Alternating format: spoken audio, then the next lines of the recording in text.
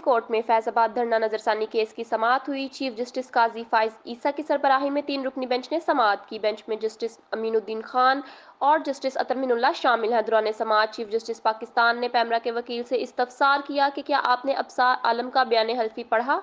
वकील पैमरा ने कहा कि मुझे कॉपी अभी मिली है, बयान हल्फी अभी पढ़ा नहीं।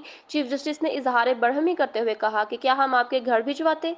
चीफ जस्टिस पाकिस्तान काजी फाइज ईसा ने फैजाबाद धरना नजरसानी केस में पैमरा हकाम के काले कोर्ट में पेश होने पर सरजनिश कर दी। चीफ जस्टिस पाकिस्तान ने कहा कि फसाद फिल अर्ज की गुंजाइश नहीं है। जस्टिस अतर मिनुल्लाह ने कहा कि फैजाबाद धरना एक लैंडमार्क फैसला था। चीफ जस्टिस पाकिस्तान ने कहा कि मेरे मुताबिक तो वो एक सादा सा फैसला था।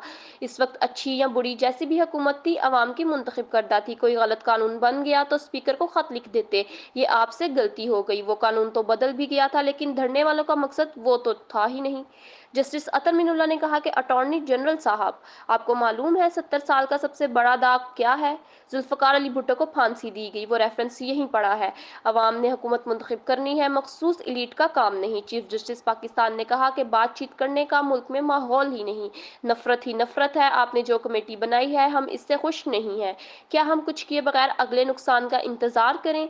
शायद पैमरा के लोग वक्त पर काम नहीं करते, लेकिन सुप्रीम कोर्ट वक्त पर काम करती है। चीफ जस्टिस काजी फाइज ईसा ने कहा कि एडिशनल सेक्रेटरी दाखिला कमेटी का हिस्सा हैं, वो क्या काम करेंगे, कितने पुल गिराएंगे, कितना नुकसान होगा, ये सब कौन देखेगा। अटॉर्नी जनरल ने कहा कि हुकूमत ने कमेटी सिर्फ तहकीकात के लिए बनाई है, कमेटी अपनी रिपोर्ट्स के साथ सिफारिशात देगी। चीफ जस्टिस पाकिस्तान ने कहा कि फैक्ट फाइंडिंग कमेटी सिर्फ एक कागज का टुकड़ा है, एक कागज के टुकड़े से मुल्क नहीं चलाया जा सकता। हमें बताएं कौन से रूल ऑफ बिजनेस और किस कानून के तहत कमेटी बनाई गई। जिस तरह हुकूमत मामला चलाना चाह रही है, ऐसे नहीं होगा। अदालत ये करार देगी कि हुकूमत ने फैजाबाद धरना केस में कुछ नहीं किया। हुकूमत कमेटी के TOR से तो सब बरी हो जाएंगे माजरत के साथ, लेकिन ये सब कमेटी काबिले कबूल नहीं। अदालत इस फैक्ट फाइंडिंग कमेटी से खुश नहीं है। हुकूमत की बनाई गई कमेटी गैर कानूनी है। सुप्रीम कोर्ट ने हुकूमती फैक्ट फाइंडिंग कमेटी मुस्तरद कर दी। अदालत ने अटॉर्नी जनरल को जल्द नया इंक्वायरी कमीशन तश्कील देने की हिदायत कर दी।